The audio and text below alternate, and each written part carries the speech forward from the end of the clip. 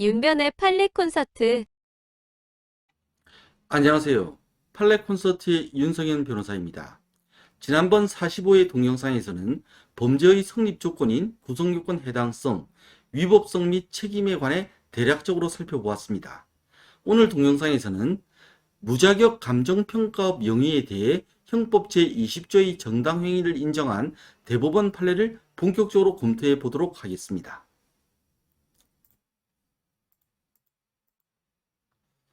오늘 살펴볼 판례는 대법원 2021년 10월 14일 선고 2017도 10634 판결입니다. 우선 구성요건에 관한 적용 법조를 먼저 보겠습니다.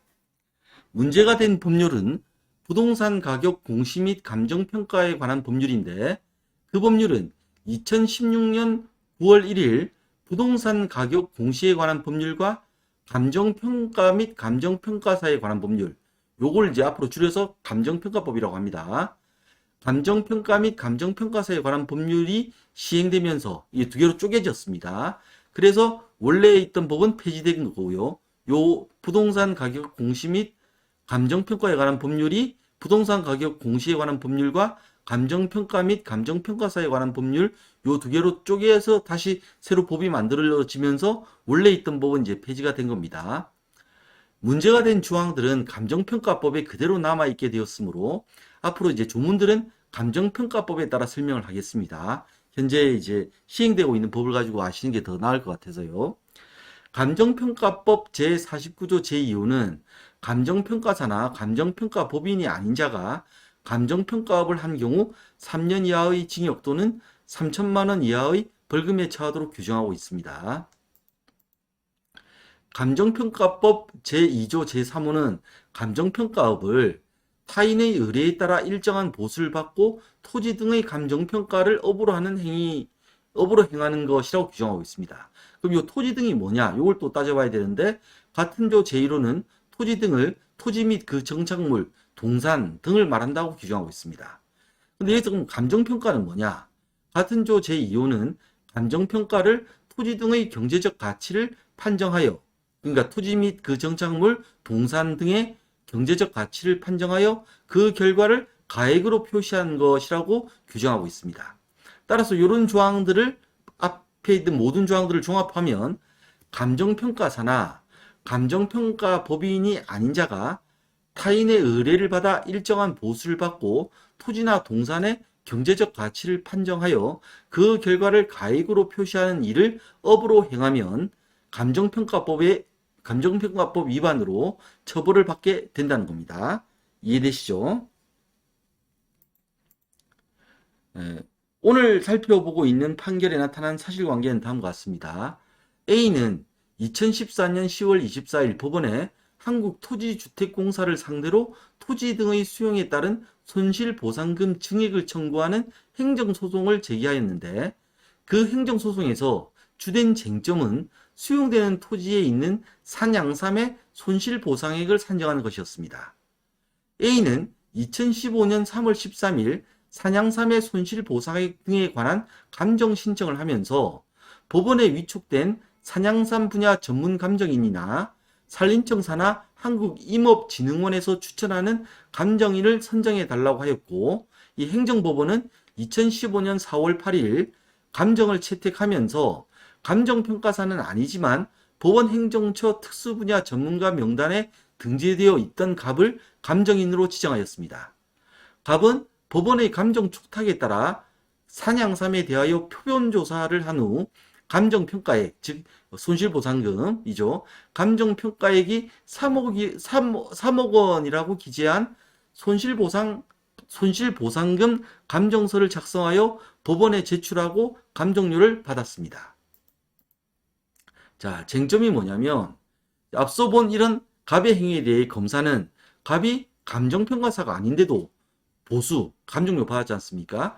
보수를 받고 감정평가업을 영위하였다고 하면서 감정평가를 해주었으니 감정평가업을 영위하였다고 하면서 부동산 가격 공시 및 감정평가에 관한 법률, 현재는 현 감정평가법이죠. 그 법률을 위반한 것으로 기소하였습니다. 당연히 갑은 행정법원의 감정 촉탁에 따라 감정을 한 것이니 위법성이 없다고 주장을 하였습니다. 따라서 쟁점은 갑이 감정평가사가 아님에도 법원의 감정 촉탁에 따라 감정료를 받고 산양삼에 대해 감정평가를 한 것이 감정평가법에 위반되는, 그러니까 부동산 가격 공시 및 감정평가에 관한 법률 현 감정평가법에 위반되는 위법한 행위인지 여부가 쟁점입니다. 형법 제20조는 정당행위라고 하여 법령에 의한 행위 또는 업무로 인한 행위 기타 사회상규에 위배되지 아니하는 행위는 벌하지 아니한다라고 규정하고 있습니다. 그러면 갑의 행위가 부동산 가격 공시 및 감정평가에 관한 법률 제43조 제2호, 현 감정평가법 제49조 제2호의 구성요건에 해당하는 행위이기는 하지만, 즉 구성요건에 해당성은 있지만 형법 제20조의 위법성 조각사유가 인정되어 정당행위라는 위법성 조각사유가 인정되어 예외적으로 위법하지 않은 행위가 되는 것인지가 쟁점이 되었습니다.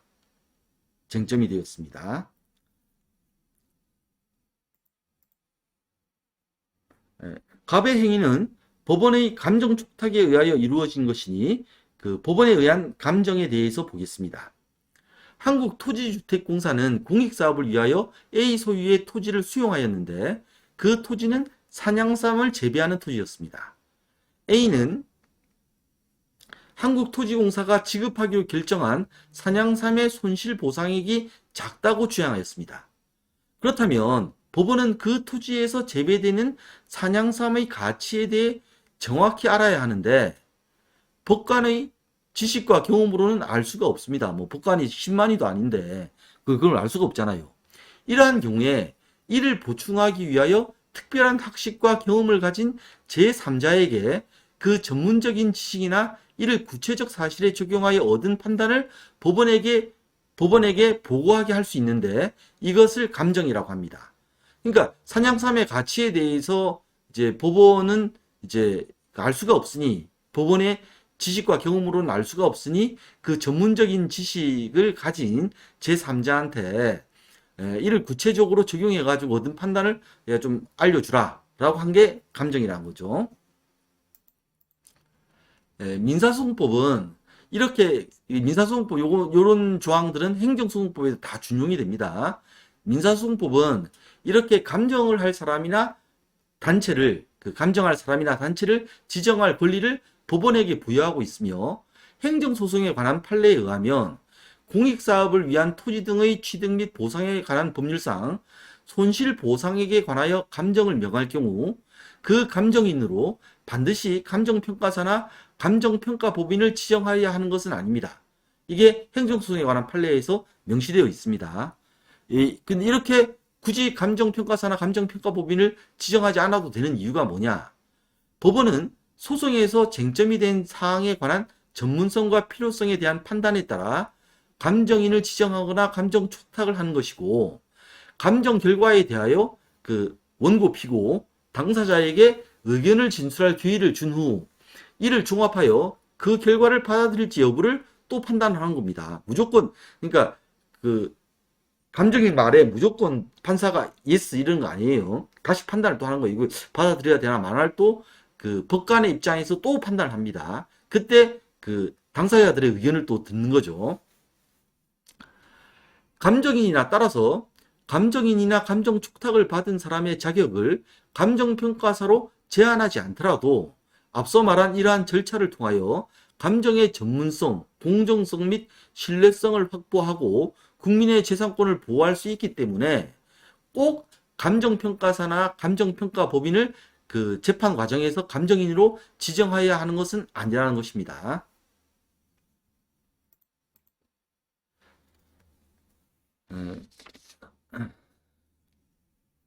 따라서 오늘 소개하고 있는 대법원 2021년 10월 14일 선고 2017도 10634 판결은 민사소송법 제335조에 따른 법원의 감정인 지정 결정 또는 같은 법 제341조 제1항에 따른 법원의 감정 촉탁을 받은 경우에는 감정평가업자, 즉 감정평가사가 아닌 사람이더라도 그 감정사항에 포함된 토지 등의 감정평가를 할 수 있고, 이러한 행위는 법령에 근거한 법원의 적법한 결정이나 촉탁에 따른 것이므로 형법 제20조의 정당행위에 해당하여 위법성이 조각된다고 판단하였습니다. 결론적으로 감정평가사가 아닌 갑의 감정평가 행위는 법령에 근거한 법원의 적법한 결정 및 촉탁에 의한 것으로 형법 제20조의 정당행위에 해당하여 위법성이 조각되어 적법한 행위가 되므로 갑은 무죄라는 것입니다. 자, 이와 관련해서 지난 13회 동영상에서 살펴본 대법원 2021년 3월 11일 선고 2020도 16527 판결을 한번 볼 필요가 있습니다. 그 2020도 16527 판결은 뭐라고 하고 있냐면, 형법 제20조 소정의 사회상규에 위배되지 아니하는 행위라 함은 법질서 전체의 정신이나 그 배후에 놓여있는 사회윤리 내지 사회통념에 비추어 용인될 수 있는 행위를 말한다. 정당행위를 인정하려면 첫째, 그 행위의 동기나 목적의 정당성, 둘째, 행위의 수단이나 방법의 상당성, 셋째, 보호이익과 침해이익과의 법익 균형성, 넷째, 긴급성, 다섯째, 그 행위 외에 다른 수단이나 방법이 없다는 보충성 등의 요건을 갖추어야 한다. 오늘 소개하고 있는 판례는 형법 제20조의 정당행위에 해당한다고 판단하면서도 갑의 그 감정평가사 아닌 갑의 감정평가업 영위행위가 형법 제20조의 정당행위에 해당한다고 판단하면서도 이와 같은 요건들에 대해서는 이 5가지 요건들이 있지 않습니까? 이 2020도 16527 판결에 나오는 이와 같은 5가지 요건들에 대해서는 언급하지 않았습니다. 그 이유는 무엇일까요? 형법 제20조는 법령에 의한 행위 또는 업무로 인한 행위, 기타 사회상규에 위배되지 아니하는 행위는 벌하지 아니한다고 규정하고 있는데, 법령에 의한 행위의 가장 대표적인 것이 공무원의 직무집행행위입니다. 공무원이 법령에 의하여 정하여진 직무를 수행하는 행위는 비록 구성요건에 해당한다고 할지라도 형법 제20조에 의하여 위법성이 조각됩니다. 예를 들어보죠. 경찰관 갑이 A의 주거를 수색했다고 해봅시다. 이 경우 경찰관 갑의 행위는 형법 제321조 주거수색죄의 구성요건에 해당하는 것입니다. 형법 제321조 주거신체수색죄는 이렇게 규정하고 있습니다. 사람의 신체, 주거, 관리하는 건조물, 자동차, 선박이나 항공기 또는 점유하는 방시를 수색한 자는 3년 이하의 징역을 처한다. 즉 A의 주거를 수색했기 때문에 3년 이하의 징역에 처하는 이런 주거수색죄에 해당한다는 거죠. 주거수색죄의 구성요건에 해당한다는 거죠. 하지만 경찰관 갑이 형사소송법에 따라 법원으로부터 발부받은 압수수색영장에 기하여 A의 주거를 수색하였다면 형법 제20조의 법령에 의한 행위로서 위법성이 조각됩니다. 왜냐하면 영장 따라 한 거니까, 영장 발부받아서. 이처럼 공무원이 법령에 의하여 정하여진 직무를 수행하는 행위가 형법 제20조에 의하여 위법성이 조각되느냐를 판단하기 위해서는 앞서 본 정당행위의 동기나 목적의 정당성, 수단이나 방법의 상당성, 보호이익과 침해이익과의 법익 균형성, 긴급성, 보충성 등의 정당행위의 일반적 요건을 따지는 것이 아니라 공무원의 행위가 근거로 하고 있는 법령에 규정되어 있는 그 법령상에 규정되어 있는 요건을 충족하였는지를 따지게 되는 겁니다. 그런데 이 사건에서 갑의 감정평가 행위는 민사소송법 등 법령에 근거한 법원의 결정에 따른 것이기 때문에 공무원의 직무집행행위와 유사합니다. 따라서 대법원은 정당행위의 일반적 요건이 아니라 갑의 감정평가 행위의 근거가 되는 민사소송법 등 관련 법령의 요건에 의한 법원의 적법한 결정에 따른 것인지만을 따져서 갑의 행위는 형법 제20조의 정당행위에 해당한다고 판단하는 것입니다. 이해가 되시죠? 오늘 소개한 판결과 관련하여 예상 가능한 객관식 지문이 무엇인지 볼까요? 민사소송법 제335조에 따른 법원의 감정인 지정 결정 또는 같은 법 제341조 제1항에 따른 법원의 감정 촉탁을 받은 경우라고 하더라도 감정평가업자가 아닌 사람은 그 감정사항에 포함된 토지 등의 감정평가를 할 수 없으므로 이러한 행위는 형법 제20조의 정당행위에 해당하여 위법성이 조각된다고 볼 수는 없다. 이런 지문이 나왔다고 칩시다. O일까요? X일까요? X입니다. 이러한 행위는 법령에 근거한 법원의 적법한 결정이나 촉탁에 따른 것으로 형법 제20조의 정당행위에 해당하여 위법성이 조각된다. 는 것이 판례이므로 이 지문은 틀린 지문이고 답은 X입니다. 그 위법성이 조각되는 거 볼 수 없다가 아니고 조각된다는 게 조각된다가 정답인 거죠. 판례인 거죠. 자, 상식적으로 생각해 보면 법원이 시켜서 갑이 감정평가를 했는데 법원이 그런 감정평가 행위는 위법한 행위였다 라고 하면서 갑을 처벌해야 한다고 판단하는 것은 법원이 자기 모순에 빠지는 것처럼도 보입니다. 이런 점에서 보면 오늘 소개하고 있는 판례가 상식적이라는 생각도 듭니다. 지난 동영상과 오늘 동영상을 통해서 범죄의 성립 조건과 정당행위 중 법령에 의한 행위의 의미를 여러분께서 이해하셨으면 좋겠습니다. 윤성현 변호사였습니다. 시청해 주셔서 고맙습니다.